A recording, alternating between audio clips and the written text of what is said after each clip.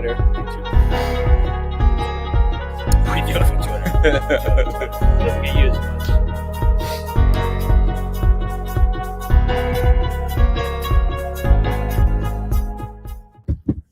Good morning, everybody. Coach David here. As we got a special guest, Coach Jibril here. Coach Jibril. So, dude, I'm excited for this one because you have a pretty unique experience in a lot of different ways.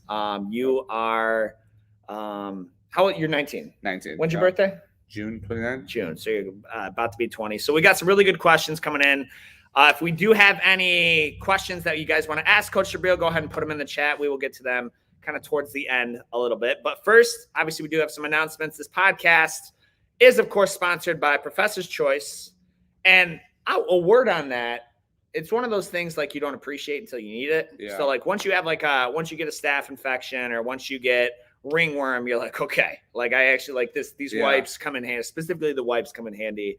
I'm a big fan of those. It's also sponsored by GNC locally here in Southgate. I tell everyone, the past 2 years have been the healthiest 2 years of my life. Yeah. Doesn't mean I haven't gotten sick. Of course, I've gotten sick when you're as active and your immune system takes a hit like me. So what supplements are you taking right now? I'm taking a few things. I'm taking whey protein from GNC. I'm taking. What flavor?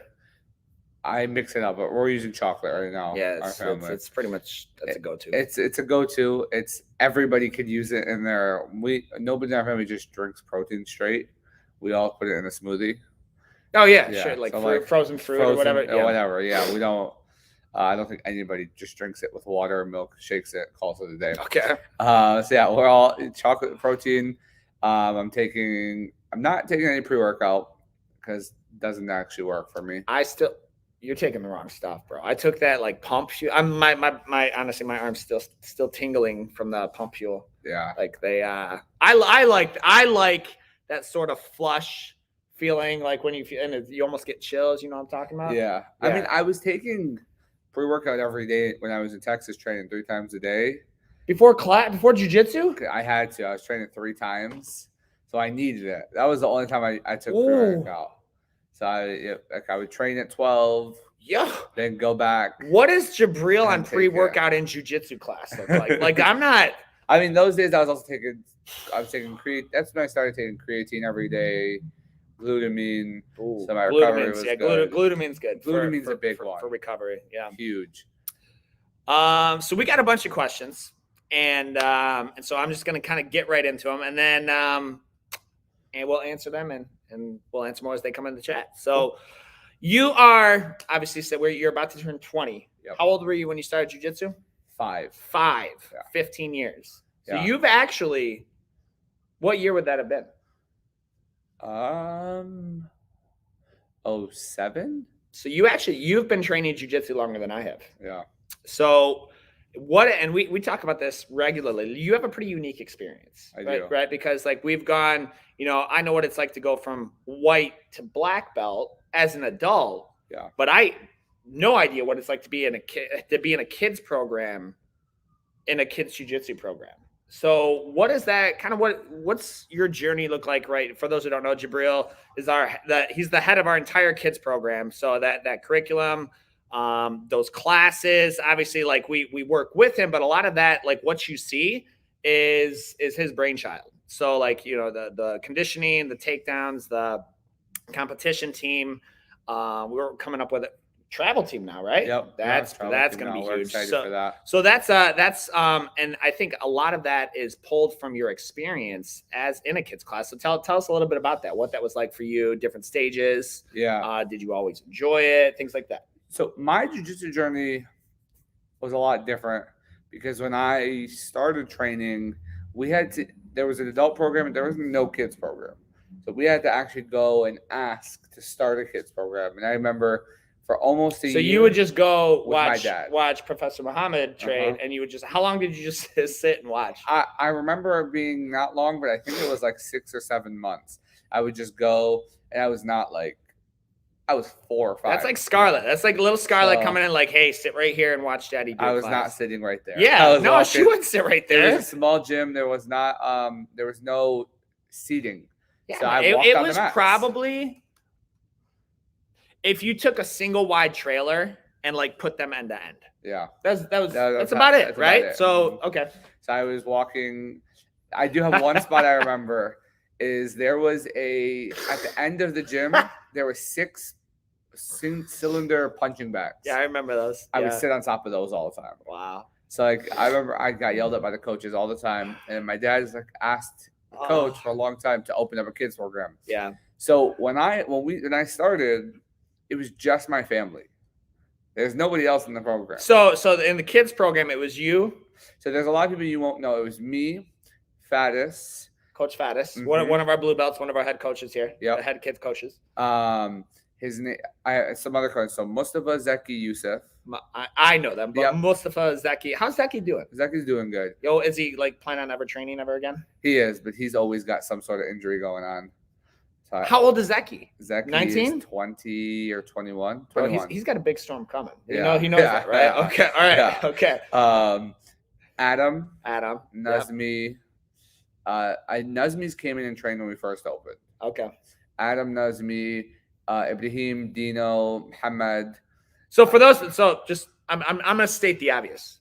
These are all cousins. These are a lot of Arabic names. Yeah. Like these are a lot of we have a lot of white people watching. They're like, is there a Jonathan in the class? Is that? But this is your family. All so your family. family was the inception of that kids program. So Yeah. it was your so it was you. You're like, hey, we're gonna start jiu-jitsu. You're gonna fight your cousins. So yeah, when we started, it wasn't jiu-jitsu.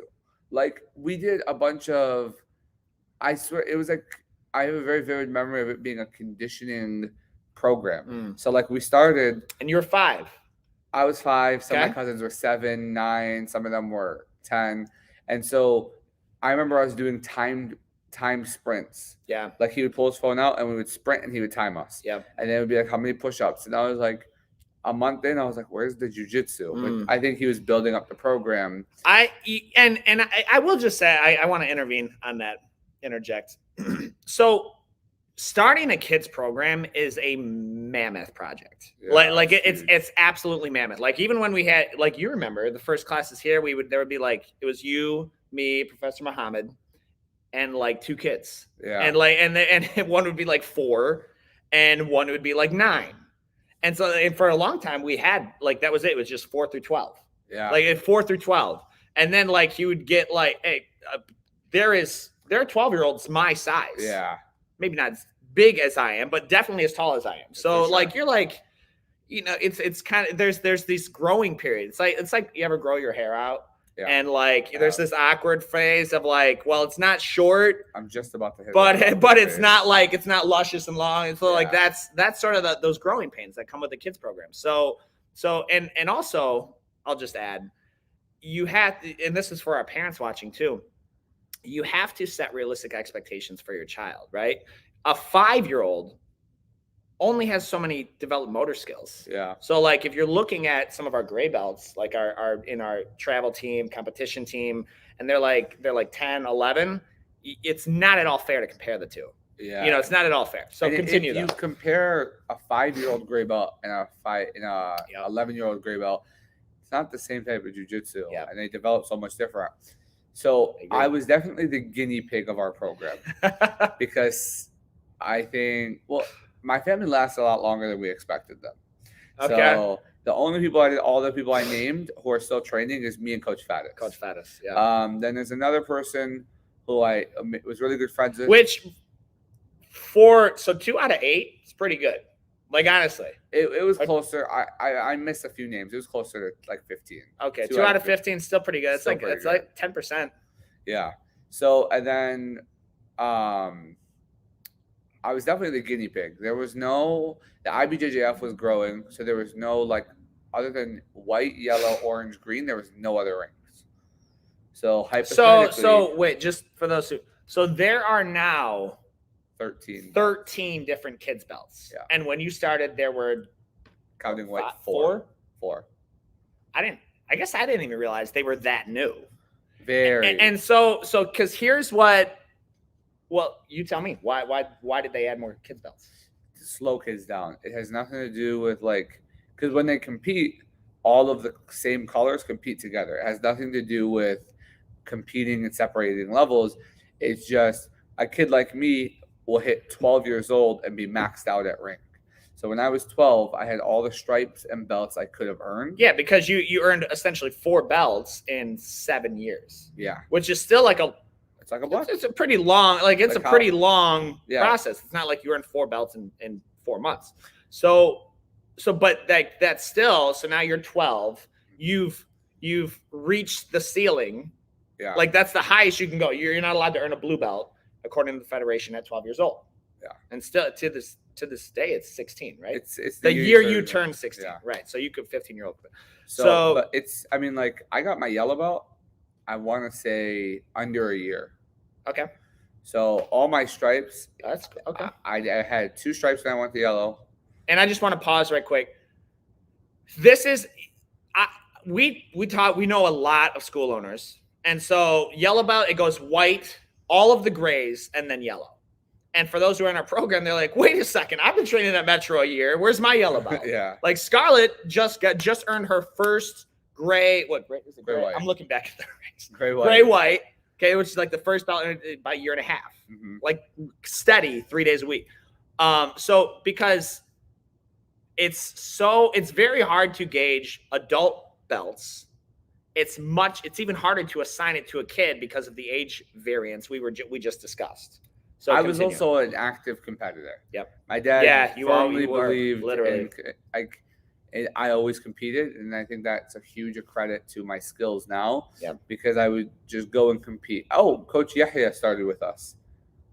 He was in that first group. Oh, wow. Coach Yahya was in that first okay. group. All right. So he started all the way back when I started. How old was he when he started then? 4. Him and Fathers were 4. Wow. Okay.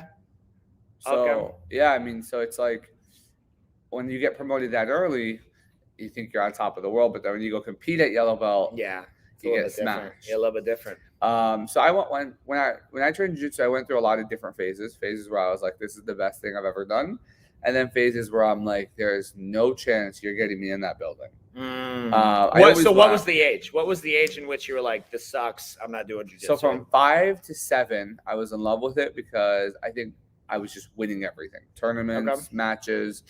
I hit 8, 9, and then I was like, oh, this is not so fun. I don't know what it was, what clicked, but I think some of my cousins, I'm not going to name names, started to get more serious, and some of them started to get lazy. And so on some days I would follow the serious path, but then sometimes I'd follow the lazy path, and the coaches didn't like that. And I need to, again, like I've spent enough time around you guys. We've been, we see each other almost every day. So those, if you're talking to a white person and you're like, yo, my cousin, like, I can't tell you the last time I saw one of my cousins, honestly. Okay.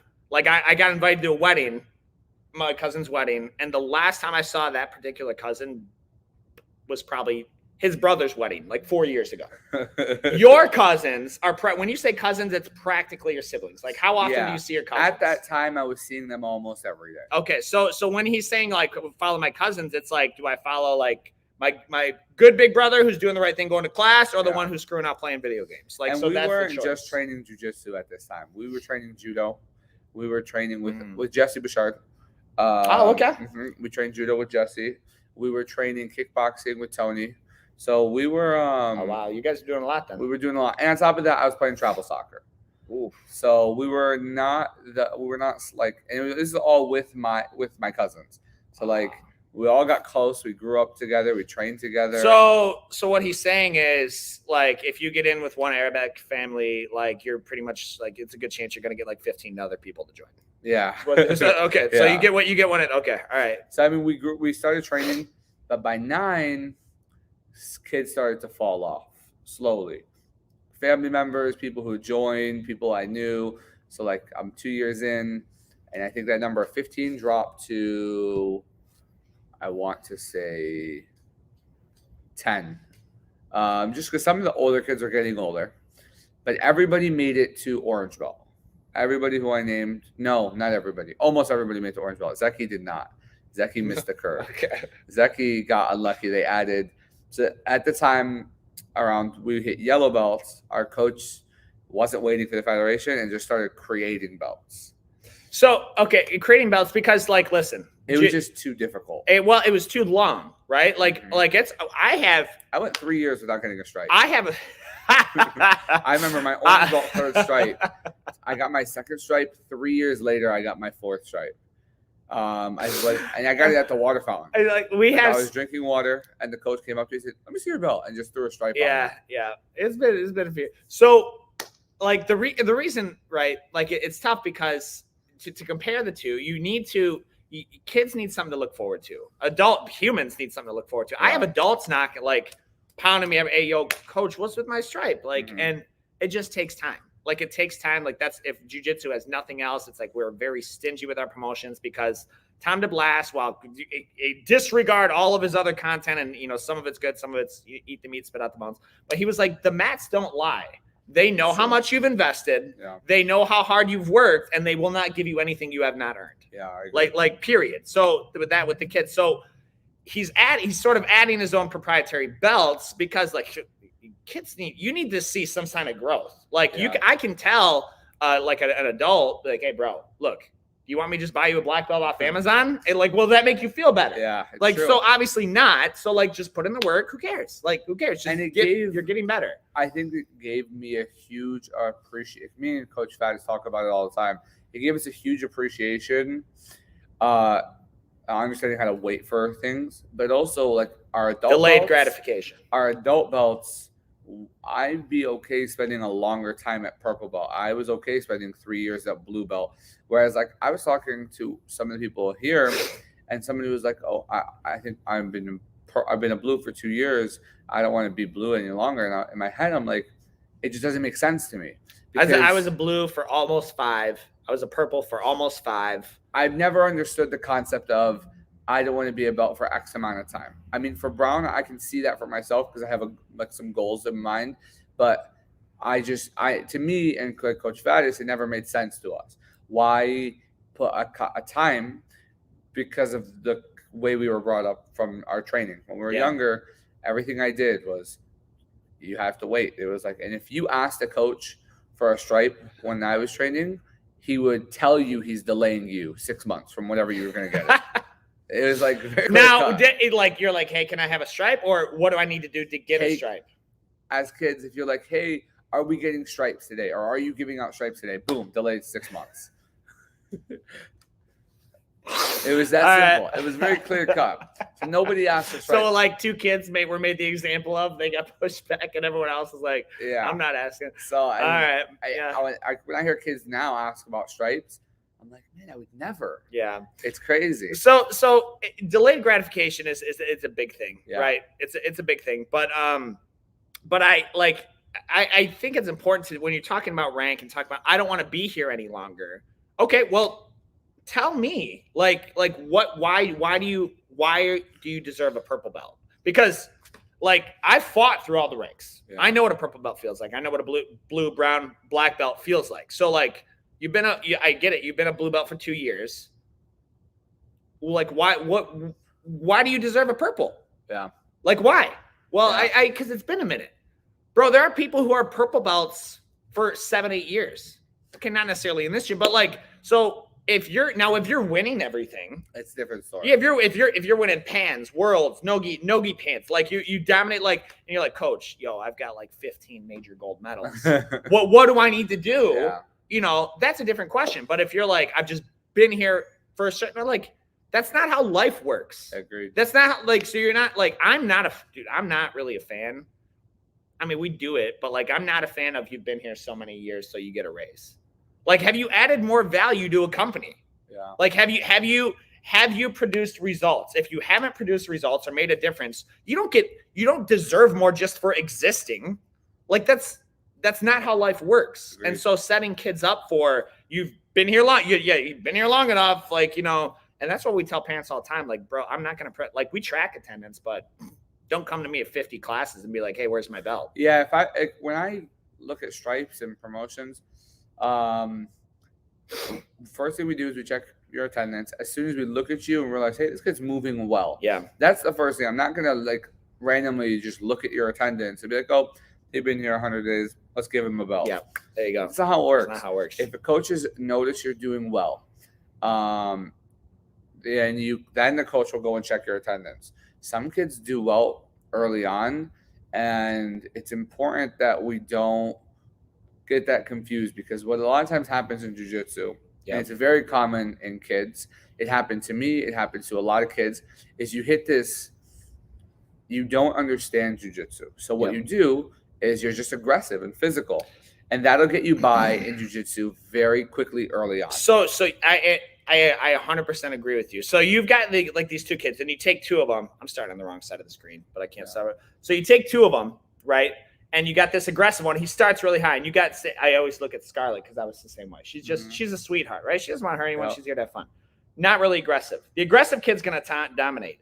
As time goes on, the milder one, more dormant one, is gonna get technique, and that other kid's aggression is gonna matter less. Yep. And then now because that's what jiu-jitsu is. Yeah. Like it's the technique trumps power. Like we see kids come in here all the time. Like I love like Sareen, Mahmoud, Hannah, all them, like they're like, you get these wrestlers in here and they go hard. Yeah. And they're choked out in about 6 seconds and they have no idea what happened. Like none. Yeah. And they're small kids. Exactly. And when it comes to like technique, the wrestling will work sometimes. Like sometimes you get a really good I love wrestler. wrestling. I'm very pro a really wrestling good wrestler fan. or a really good aggressive kid. Yep. And they'll dominate in the classes. They'll dominate at tournaments. Then 6 months in, they try to learn technique. And they either have two options. They're either going to adapt and evolve, and they're going to learn and use their aggression and technique to get way better, or they're not, and they're going to fall behind the curve because everybody is just going to get so much better. Because in jiu-jitsu, you're going to go through phases. And I think this is why I went through phases of not liking jiu-jitsu, is because you can have your A game and it's solid. Yeah. But the second you have to experiment, you get smashed for a while. Yeah. And jiu-jitsu humbles you. It humbles you quick because you're going to get smashed. Like I see a lot of our kids, me and my dad were talking about it, and they will go to a tournament. We had a group of kids. I'm going to use Natalia as a great example. She dominated the tournament scene with her armbar triangle for months. Months. Long time. As soon as I'm teaching her now different things, it's not as vivid because you have to get beat for a little bit so that when you expand and explore jiu-jitsu, it's almost like there's a hesitation because you're like, whoa, there's options now. It's not just one thing. You have options here, here, here. And for a kid, it can be very crushing. So it's the textbook example of what got you here won't get you there. Yeah. And that's you want to talk about like a life skill as business.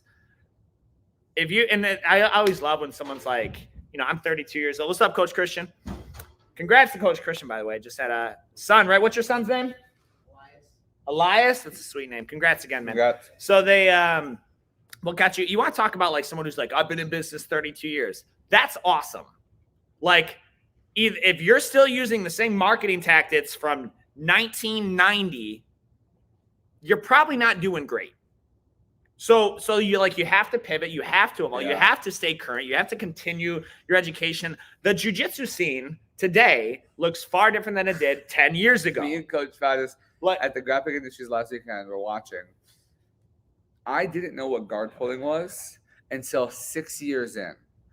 I swear to you, I'm seeing kids with under a year of jiu-jitsu pulling guard. Now they don't know what a takedown is. Yeah, they don't take down. Or like, did you see Craig Jones? He was on his podcast. I saw that. He was like, I'm never pulling guard again.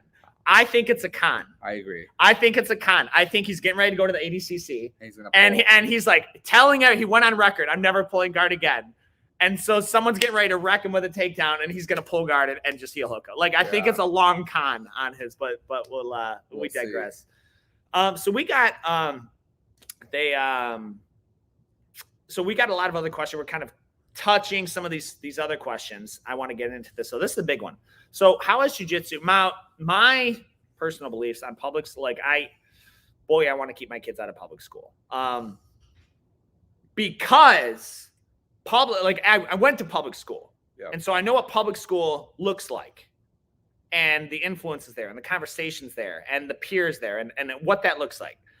And so, not to say private schools perfect, but it's like it's a little bit more, you control a little bit more of what they're exposed to. You're as somebody who did both.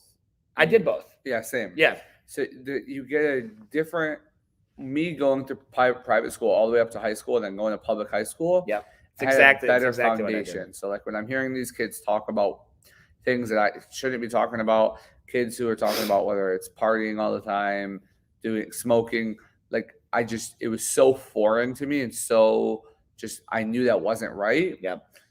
It was easier for me to stay away from it. So I want to talk and I'm glad so what grade you started? 9th grade? You started public school? So you had all the way up through 8th grade, building your sort of confidence to resist peer pressure, building your own worldview, like obviously whatever they taught you in private school, like of like a code, a moral code, a moral code, right? Yeah. Same thing in Christian school. They teach you this moral code. That's not talked about in public school. No. Like ethics are optional. Morals are optional. What's right for you is right for you. What's good for me is good for me. Like that, and do whatever you want. Just don't hurt anyone. That's the public school moral code. So how has jiu-jitsu, obviously I'm sure your upbringing, your family helped you. How has jiu-jitsu did it help you in public school? How's it helping you in college? Jiu-jitsu gave me a form of confidence, in a good way and a bad way.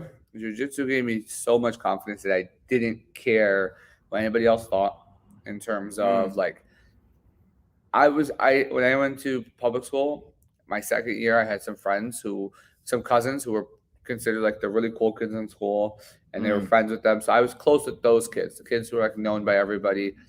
That wasn't the environment I wanted to be around.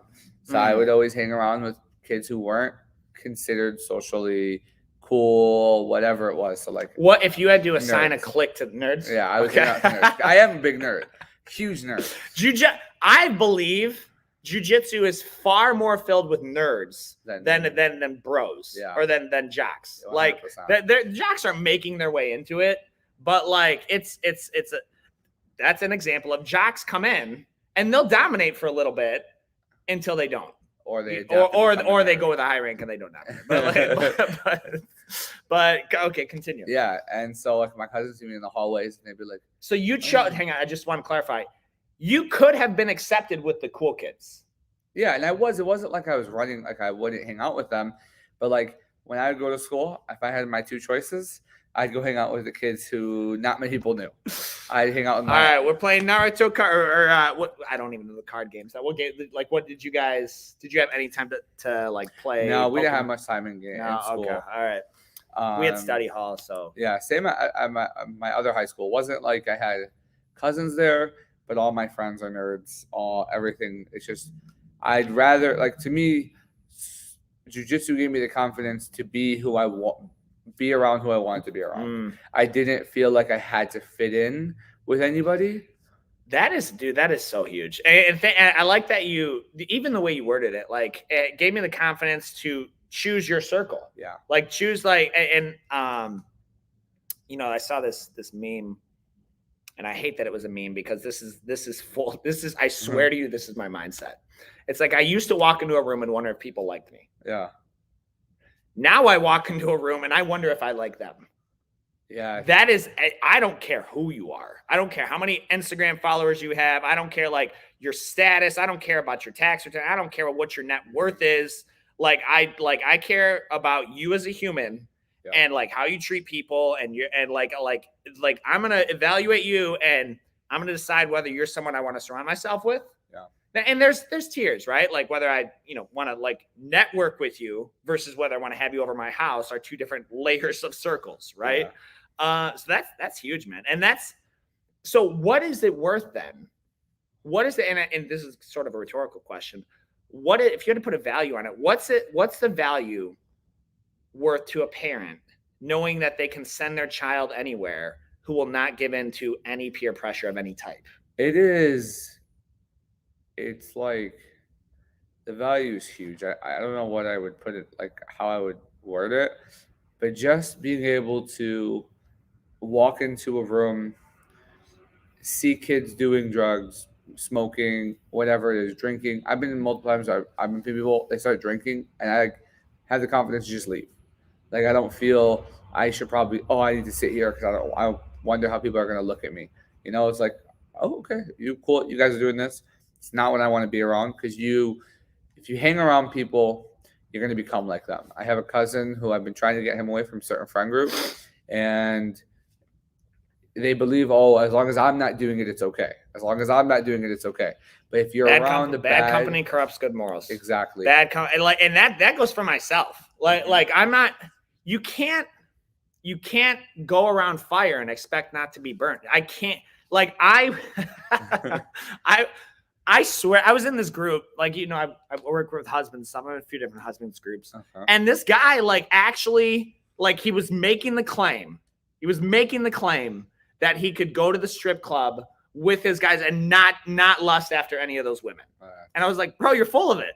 Like, you're now listen, look, you may not want to wife those strippers for several different reasons, but like, you're not going to tell me like you're not physically attracted. Like if strippers had no appeal to men, strip clubs would go out of business. Right. So you're not going to tell me like, oh, I just go to hang out with the boys. And it's just like going to Applebee's. Like, no, it's not. The hell it's not. Like, so don't fool yourself. I'm not buying it. Your wife's definitely not buying it.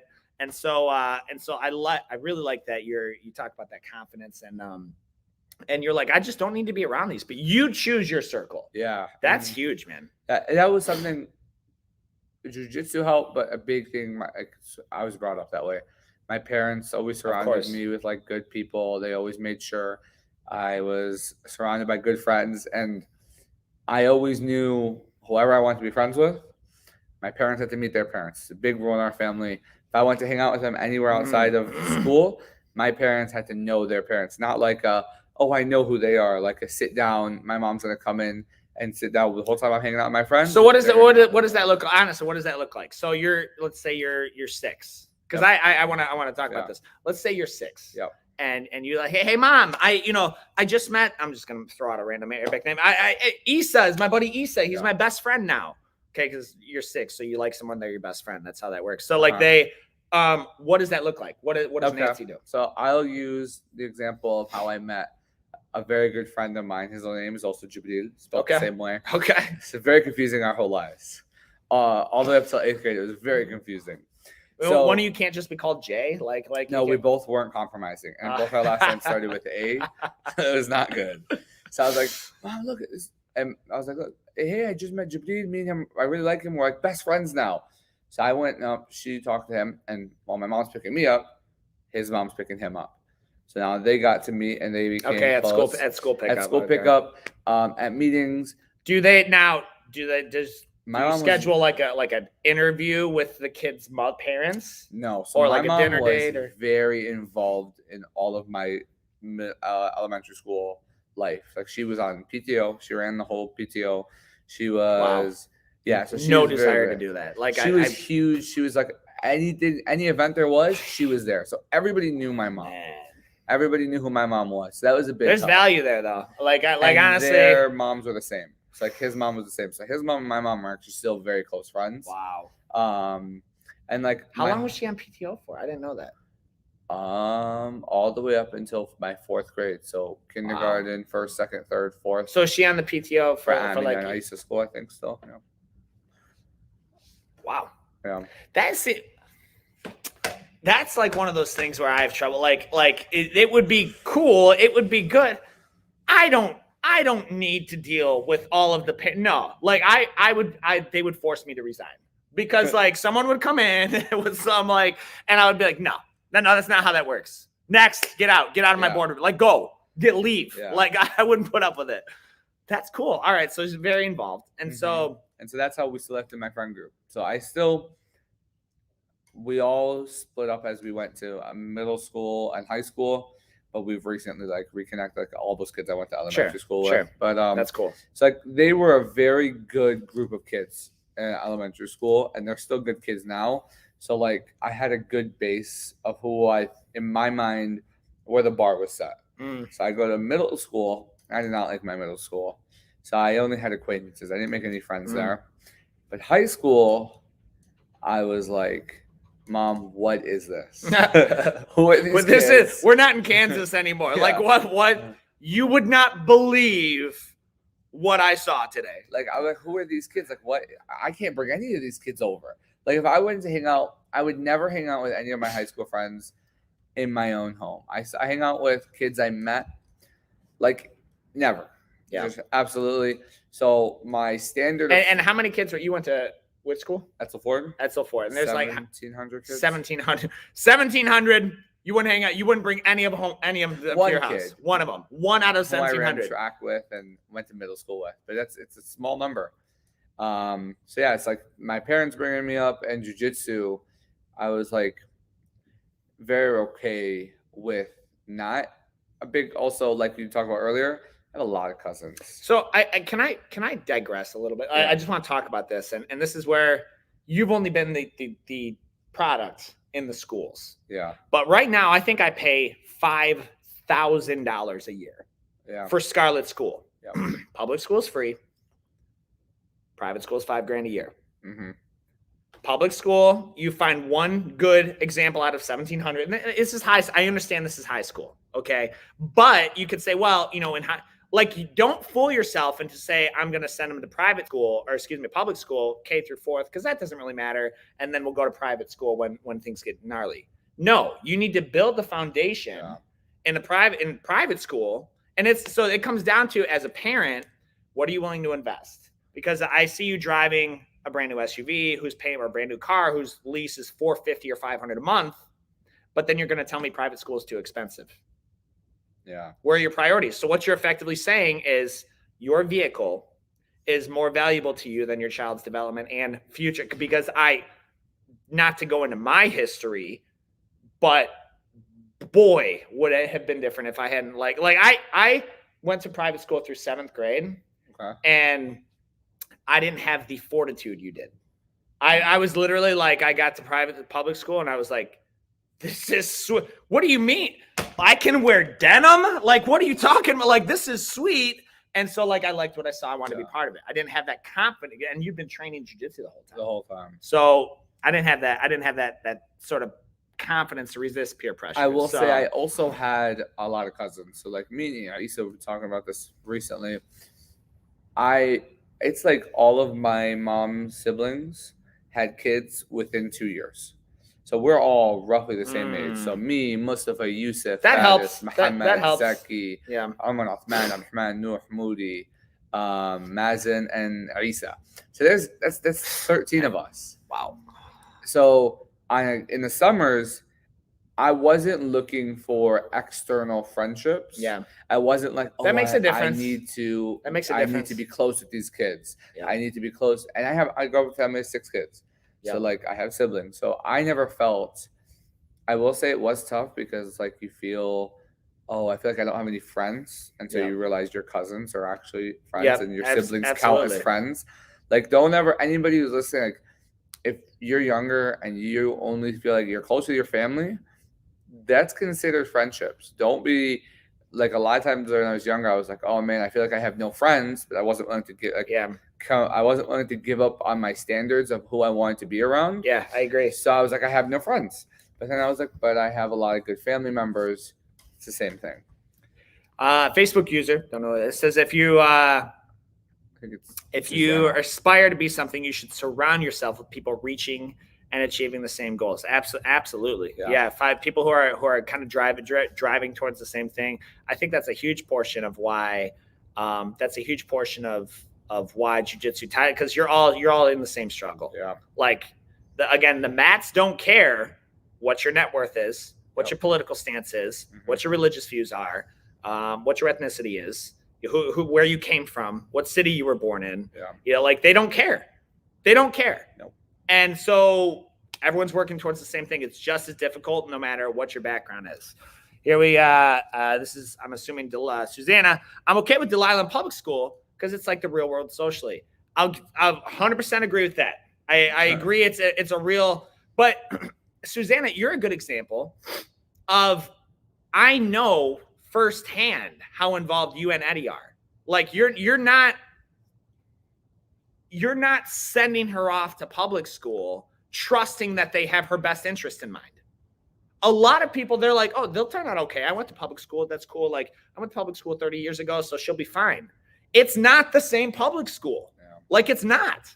And so like you're involved, and I know you have conversations. Delilah, number one, she trains jiu-jitsu, which is what we're talking She's about. a very strong. She is person. not. You will not get that girl to do anything she does not want to do. Yeah, she's a like very strong period. person. So and that's a testament to kind of your parenting and your reinforcement. So they next question we have is, what is your biggest win as a coach? So I've been thinking about this. I don't have like a moment right now that I would say, man, this is the best. I've got a few examples. Alisa is always like, whenever I watch that kid compete, man, nothing gets me going like watching him compete. Nothing. If he took jiu-jitsu seriously and wanted to compete, I would love it. He is annoying. It's annoying because he'll literally come in here. Like, He reminds me of myself. We're a new school, right? So I get it, but he'll come in here and he just halfway try, and there's no challenge. And the worst like, part is if he goes to a tournament, he smashes the competition and calls it a night. So like when I was younger, I used to take what I would call breaks, but I was still in the gym. But I was like, if I took a break from jiu-jitsu and I would have no training for 2 weeks, go to a tournament and win because of the experience I built up. I still got it. Yeah. Like So like now I'm okay with taking breaks because I built that. But at least it's the same way. His first time ever stepping on the mats, he had no jiu-jitsu experience, normal people. It was at a tournament. So we're in Canada. I was competing. Wait, so his first time stepping on the mat was a tournament. Enrolled in a tournament. Yep. Wow. So we were competing in Canada with me, these two brothers, Ali and Hassan, and then another kid named Dominic. Dominic's Alisa's age. They're still friends today. They play video games. So they were like, hey, we have an extra spot. Do you want to compete? And I was like, I don't know. Alisa, do you want to compete? Alisa's like, yeah, but I've never done jiu-jitsu. I don't have a gi, nothing. Dominic's like, I got an extra one. So we threw him in on a gi. Man. He won the tournament. And I think we still have it marked at home. Isa's first tournament medal. That was a big one. He took gold. Took gold. Yeah. That's what we're talking about with the aggressive kids. Now, granted, he's stuck with it. He's pursuing other. He's also been getting the beatings from me and my cousin. When you're one of six, you've got like if you're one of like if you have older brothers, older brother, that's as good as like a stripe on your kid's white belt. Like that's at least one. We had a kid in here last night. He's got two older brothers. He was rolling with Ali.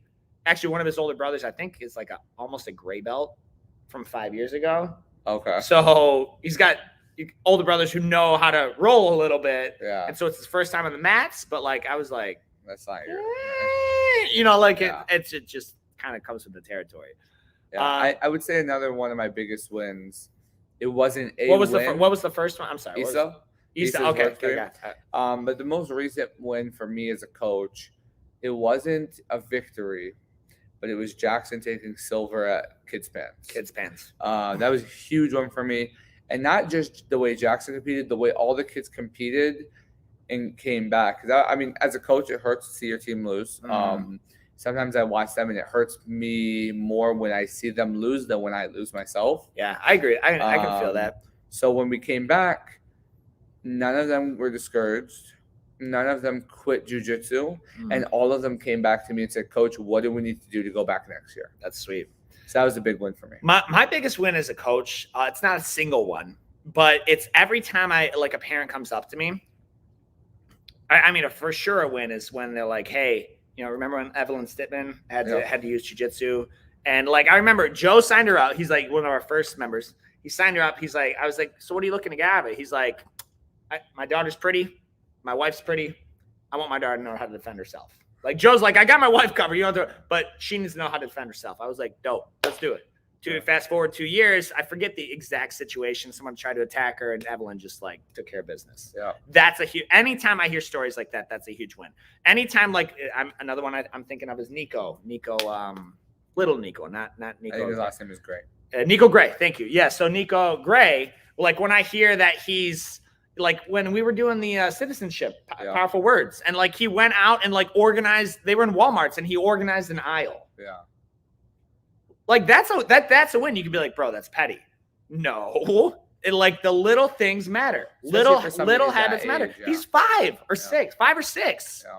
Like I know 35-year-olds who can't put the cart back in the corral, but like I got a 5-year-old cleaning up Walmart. Another wins for me is when I see things like we're talking about goal setting now. Like, hey, he's the kids setting goals, reaching towards that. Ethan Baca getting like the what leadership thing. He got like student of the month, or he got some type of role. Like they were like, hey, we need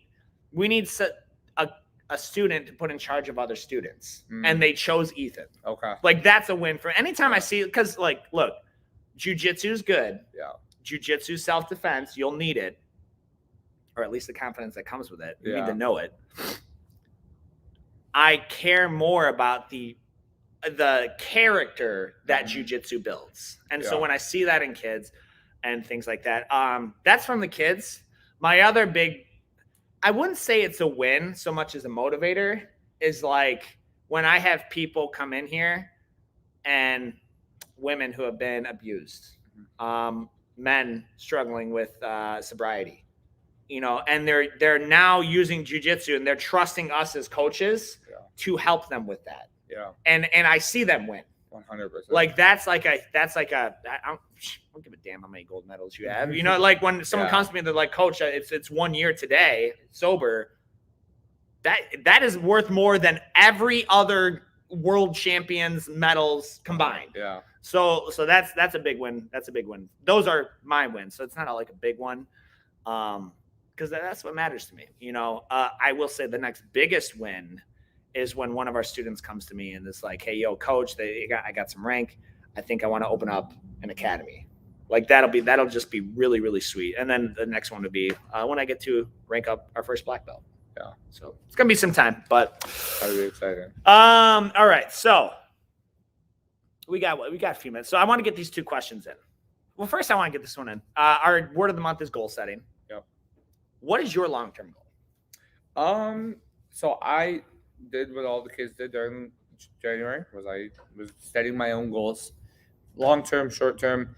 Some of my long-term goals have been to win Worlds this year in July or June, whenever they announce it. So I want to win Worlds this year. So that'd be like a short-term goal. Yeah, that's technically a short-term goal.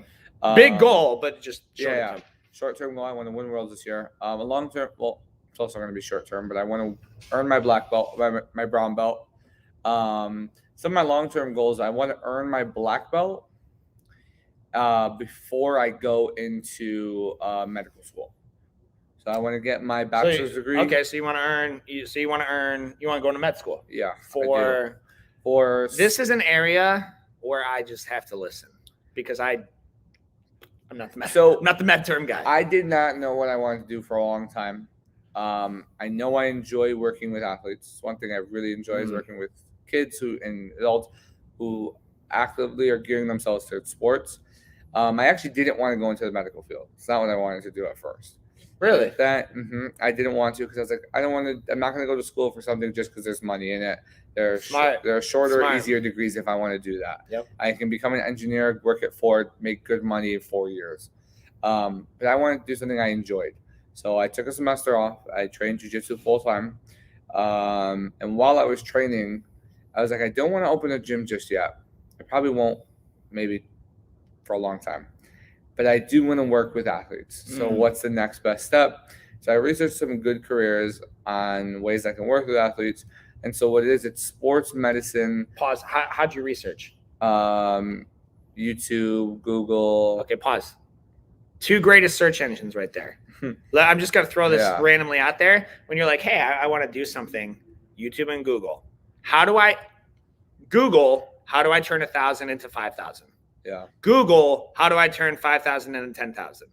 Like you will get real life practical thing. And the answers are that simple. You have to do it. And there might be a little bit of like learning curve, but Google and YouTube, they're like, those are actual things. Those will give you everything. Yeah. So I was Googling it. I found this doctor on YouTube explaining what her degree is and what she does. And I was like, that's super cool. I would love to do that. What is the so degree? What you do, it's called it's PMR, physical medicine rehabilitation. So it's not physical therapy, but it's the doctor who will kind of diagnose the physical therapy.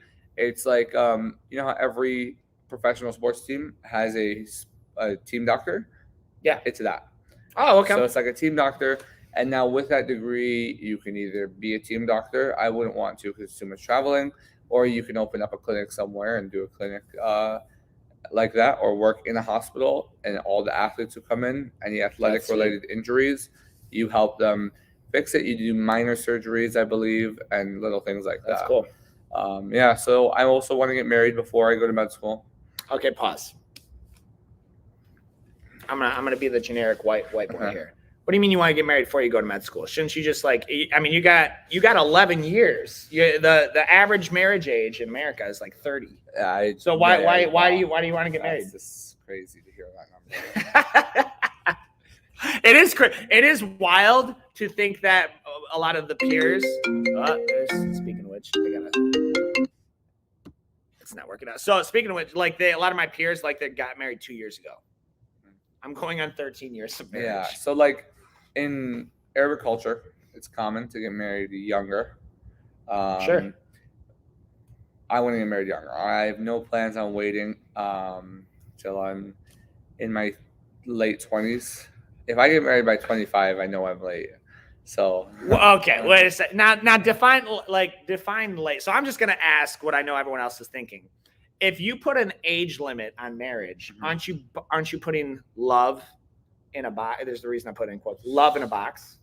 So I'm not going to go into the whole thing, but a brief summary of kind of the way we do things in like Islam.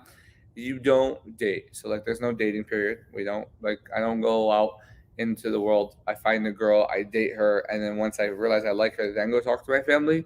I find the girl who I would like, talk to my family, then we go talk to her family. What parameters do you like? Is it just kind of the same parameters? Obviously, physical attraction, mental, like emotional attraction. Like she's smart, she's not brain dead. Yeah. Yeah.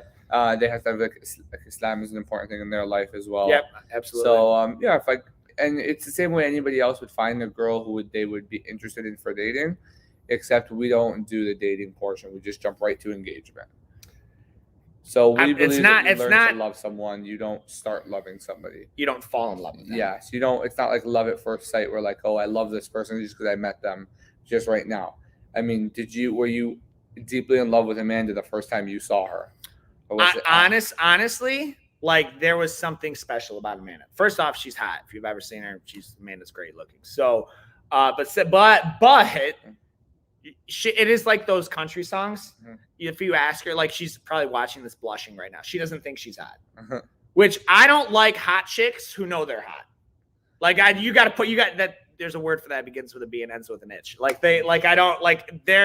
I'm not into that. Right. So she's got a great personality. So was it sort of kind of love it? I was heavily attracted to her in every way.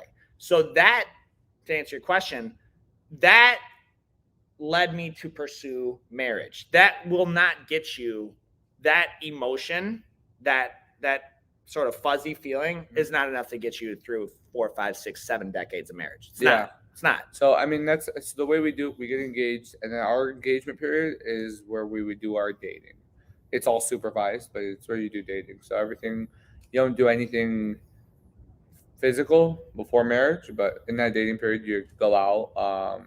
You guys don't just invite like a woman over your house to like watch Netflix and see where it goes. No, definitely not. Okay. Would that probably end poorly? Very usually, like most of the time. Okay. All right. Okay. Very bad. All right. So and so I think that's really cool. So your long term, not to go into to marriage, because like I'd spend an entire podcast talking about like. I want to get my dating. It's not the same day I get married. I told my dad I'd be okay with that. Walking into the gym, get my black belt, and then walk over to my wedding, or he gives it to me at my wedding ceremony. That'd be kind of cool. Yeah, that would be. I'm just playing that out. Well, I'm playing that out like in like an American wedding. Yeah, like from what you guys have told me, an Arabic wedding is entirely. I will say this. Like I know enough Arabs now. Like I don't like you talk about white people like the Beastie Boys, party. Yeah. I really don't think white people party on the same level as and what I think is the coolest thing is you guys party without any type of narcotics or alcohol. No, like we you don't, like you no. party hard, and you're like white people, again, just Americans in general, like it's usually alcohol involved. Like you go to a wedding and no one in the room is going to remember that night. They dropped 80 grand on it. Like there, but you guys, like you're all, there's no alcohol or anything. Alcohol, it's no a full drugs. room full of sobriety, and it's just lit. Yeah. That's so, crazy. So long-term goal, you want to go to med school. You want to get you want to get your black belt on the same day you get married. Around it doesn't have to be the same day. Okay, all right. But depending on how early I get married, it could be I could be married. So do you have any? You don't have to answer. Do you have any? You have your eyes on anyone right now? No. So it's funny. Thaddeus' brother-in-law asks me that all the time. He's like, "You keep saying you want to get married. You have to have your eyes on somebody." I was like, "I genuinely have nobody. Like I'm not because I mean." I don't have any, I'm not meeting anybody outside. I'm just training all the time. So would you want your wife to train jiu-jitsu? Oh, 100%. This me is going to make her. Oh, so now is that something that's going to get brought up? Like, hey, hi, nice to meet you. So this is my name's Jibril. These are my parents. Hi, Mrs. Future Abdrabboh. These are your parents. Awesome. So let's get this out. Let's get this out the table. I want you to know what jiu-jitsu is because you're going to be training. You're going to be training. Are you allergic to dogs? Are you allergic to dogs? Come on. Yes. No. Oh, did you guys get a dog? I saw you had a picture of one. Man, I'm working on it. Don't do it, bro. Don't do it. I'm gonna get one. It's a lot of work, man. Like, let me just tell you, we had one of our members. He had to come and this is life with dogs. He's like, hey, coach, I need a new gi and a rash guard. My dog pooped on all mine. That's life with dogs. Okay. So just okay. All right. Well, so long as you're ready for it. I'm ready. So okay. So I think we got all those questions. Yeah, that's I gotta post. I'm gonna look in our group. I promise I'm not texting anyone. See if there's any that posted on here. I think that's pretty much all our questions, though. Sounds good. So we've got. Oh wait. Bryce Pegram says, if someone was to move to another state and they left your gym, what characteristics would you want them to possess that would make you describe them as an ideal, successful Metro member? So they moved to another state, left your gym. What characteristics would you want them to possess? That's a great question. Good question. I want them to have good jiu-jitsu for their rank, of course. Yep. And I want them to be a good person, respectful, helpful, humble, a good winner and a good loser, responsible, disciplined. That's it. That's it. Kind. For me, if I'm going to use the kids because that's where I'm more close. Yeah, he's one of our parents, so he's got low. If I was to see one of the kids leave, they move out of state, they continue training jiu-jitsu wherever they go. I agree. Because that means if they don't, that means jiu-jitsu wasn't deeply a part in their lives enough for them to continue training. Yep, absolutely. I'd like them to find a gym wherever they go to continue their training. And then kids that have confidence, like the confidence in themselves that no matter where they go, they're going to do fine. Yep. It's like when they leave, a big thing for kids moving is they have a lot of anxiety. They're nervous. But a kid who trains jiu-jitsu with us, I'd hope that if they ever had to move somewhere, that they could jump into another area, another living space, and feel confident enough to be okay wherever they're at. Yeah, I agree with that. I would also kind of selfishly, to kind of flip that question on its head, is I would hope that we set a standard so high of the expectations of a jiu-jitsu academy that they would go somewhere and walk in the door and no, this ain't it, man. Yeah. And I'm a pretty big believer in atmosphere and vibe and energy. You can walk in, long time ago, my brother, Phil and I went urban exploring, through the Blight in Detroit. Yep. Not to get supernatural, bro. There were just I felt, you ever walk into a space with bad energy? I don't know what it is, but you're evil things have happened here. Mhm. You know, like that, it's heavy air.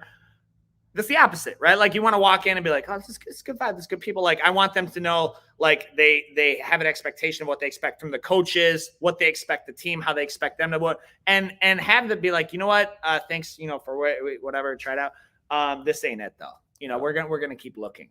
You know, and I want our goal at Metro is to set the standard so high that that they have trouble matching it outside of the state. Like, of course, I want my kid and adult to have good jiu-jitsu. They go somewhere, and we've had that happen. Cody was building like 1 million square foot Amazon warehouse, and he went. That's what he was doing. He went, yeah, bro. He was out of town for a few months, and you remember Coach Brad over there. Like he's like, hey, he reached out to me on Messenger. He was like, hey, I just want to shoot you a message. Your boy Cody is A1. Solid jiu-jitsu, but more important, he's like the hardest worker in the room. Is it cool if I give him a stripe? Yeah. Like he reached out to me. I was like, he's been training for 3. I was like, yeah. I was like, dude, thanks for reaching out. I appreciate that. Absolutely. Like, cause he was moving back. And so Brad was like, I just want to give him a stripe before he moves back. I was like, yeah. Cool. I was like, sounds like he's earned it, man. He's been there every, 4 or 5 days a week. Like, yeah, absolutely. And so that's kind of what I would like. That's my goal and if you don't get it by now, like my goal is not, jiu-jitsu. Yeah, I want to have a good jiu-jitsu and, but I want him to be like a contributing member of whatever community he's in. It's easy to build good jiu-jitsu. It's not easy to build good character. There are plenty of black belts out there that I would not let around my daughter or my wife. Like just period. So, stuff that matters. Well, Coach Jibril, we went a little bit longer. I think it's so cool. Like our kids are really blessed to have you as a coach. I know we're fortunate to have you as a coach and kind of help you work towards those goals. If you guys have any questions, also our Little Pandas, completely forgot about this announcement. I'm fired. We should get someone else to do those.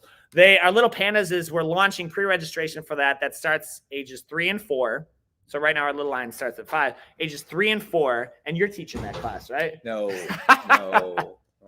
We have 2 amazing female coaches. The coaches me and Coach Rayanne. They're rocking that class. We're doing pre-reg on it, and they're excited for it. They're very excited. They always say their favorite class to teach is Little Lions.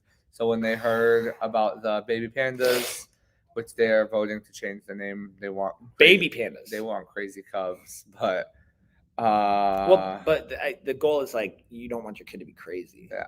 Plus, when we get a panda mascot, I'm just saying we're getting a panda mascot. I'm pretty sure it's already been ordered. Anyway, so guys, all right, that's it for this podcast. Save your spot, pre-register. Little Pandas, $99 a month.